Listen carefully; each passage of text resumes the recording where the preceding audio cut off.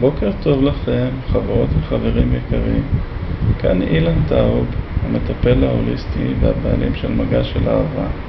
והיום אני אתן לכם טיפ קטן, איך מגע מרפא.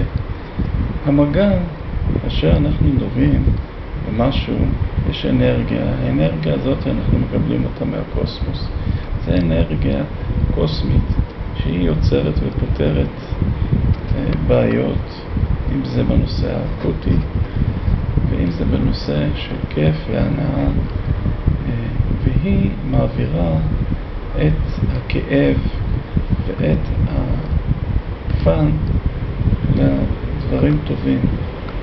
עכשיו, אם יש לנו בעיה, למשל בכאב גב תחתון, אז אנחנו מעשים את המקום, או שמי שמעשה לנו את זה מקצועי, ואז הבעיה שלנו הולכת ופוחתת.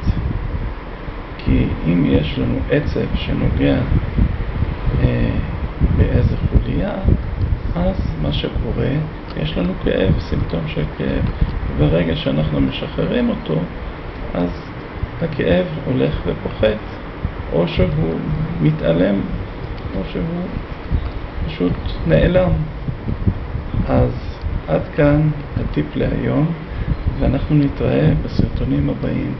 ואם מישהו רוצה לראות אותי ולדעת עליי, אז שיכנס לאתר שלי, שהוא www.ilantaub.yb.co.il.